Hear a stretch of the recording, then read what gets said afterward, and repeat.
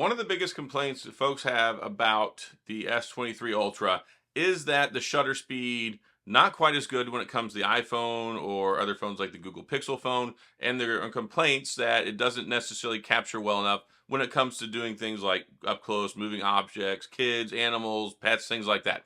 Well, there may be a little bit of hope, especially now that we have One UI 6. They made a couple of changes. They've incorporated some features. So before we had like an increased shutter speed, but it's something you could turn on at the cost of the quality of the image, which is still there, but in the settings, they have turned it on to where you can adjust it to give you a little bit more customized experience. And I want to talk about that in this video. So when it comes to the Samsung S23 Ultra, this will work for the S23, S23 Plus as well. You can go into the camera settings once you're in the camera. And this is really weird because I would have expected there to be something like, I don't know, shutter, image quality. I don't know what they would call the setting, but this is not what I expected it. The option is Advanced Intelligence Options. So once you're in there, you have the opportunity to click maximum, medium, or minimum.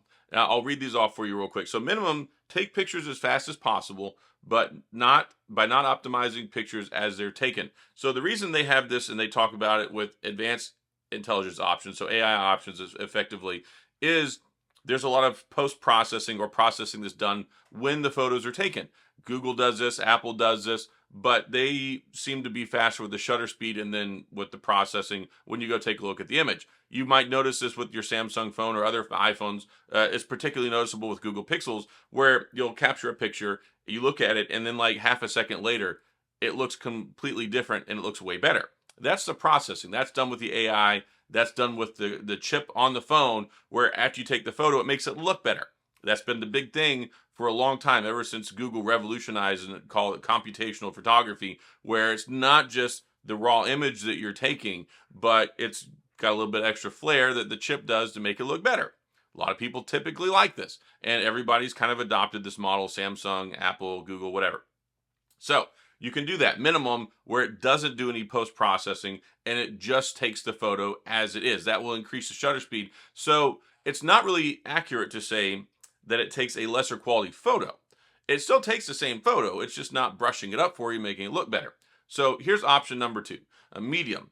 Speed up capture time by doing less optimization. So you can get a balance there where you get a slightly enhanced photo, but still the shutter speed is going to be a little bit better because it's not trying to do all that stuff as you're taking the image and pushing it over to the files, and then it's, churching it up and making it look nicer. And then, of course, maximum. Now, when you have maximum on, you can have the scene optimizer turn on or off. The scene optimizer automatically optimizes the color and contrast of the picture to make darker scenes look brighter. So you get that enhancement for low light mode. Food look tastier, unless it's your wife's cooking. No, I'm just joking. My wife makes great food. Hopefully yours does too.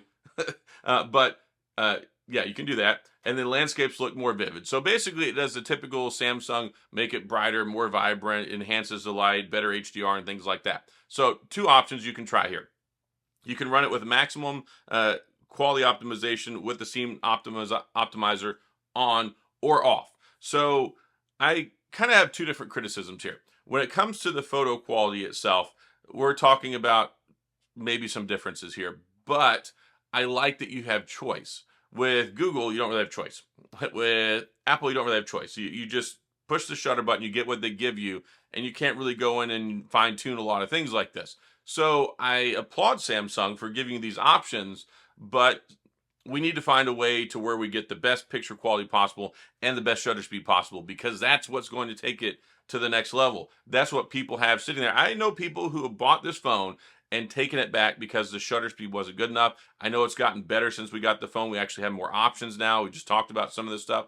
But in reality, when you have a $1,200 phone and then you balance it up against the iPhone, you balance it up against the Google Pixel, and you're just getting such remarkable point and shoot, super fast shutter speed photos, well, regardless of how much this has been fixed so far, maybe that's not enough, or it's not enough for some consumers. So talking about the S24, that's going to be coming out in a couple of weeks. That's the biggest thing that it needs to fix.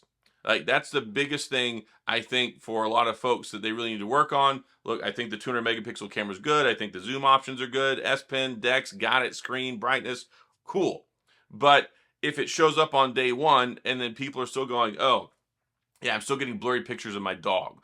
or I tried to take a picture of my kid and he blinked and it looks all blurry. Like those are the moments where you look at your $1,100 phone and you go, eh, like this is not cool. So like I don't take a lot of those photos. So I take a lot of still photography, and I think that the camera's great. I think that the S23 Ultra has a phenomenal camera. I think it looks great. I think it does so many good things. I'm okay with it as it is. I don't really have a lot of complaints here.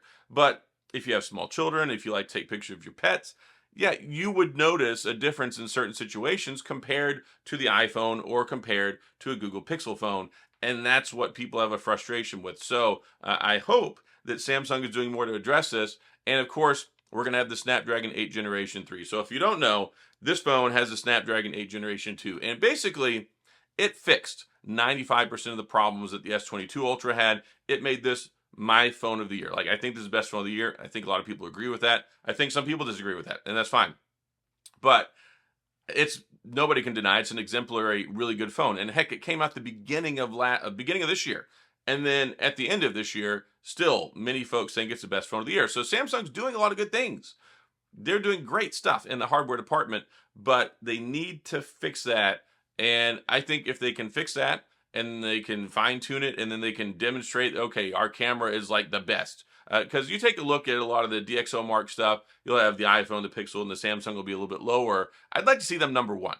And I think with the skill set that they have, I think with what they've got going on over at Samsung, what they're doing with One UI, what they're doing with the camera, the enhancements that they're doing, they really need to take advantage of the Snapdragon 8 Generation 3 as it comes out, use the image signal processor, find a way to give us jiffy, super fast point and shoot capability. This has been a complaint for years. Right? S8, S9, S10. This is not a new argument.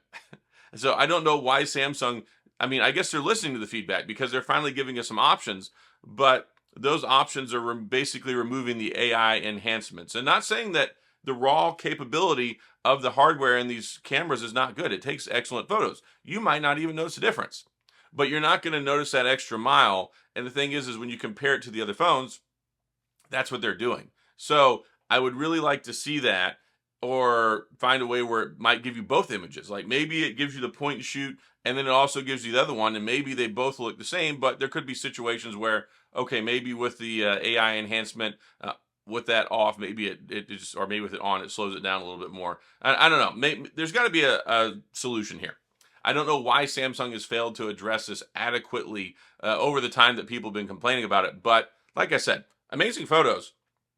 I like it. I think it does good things, but that's what they need to do to go to the next level. And I just wanted to show you guys how you can change that, and maybe it'll help fix some and alleviate some of the heartache that you have with your phone right now, being able to enable or turn off those options. So that's all I got. I'm going to go ahead and sign off on this one. I just had a lot of complaints. I've been talking about it, phone of the year, different things like that. And people are like, no, the camera shutter speed sucks. No, the shutter speed. So this is a way that you can fix some of that. Maybe it will make it better for you. And we'll see what happens with the S24 Ultra. We'll see what happens as we get more optimizations of the camera. But for right now, I do think it's very good.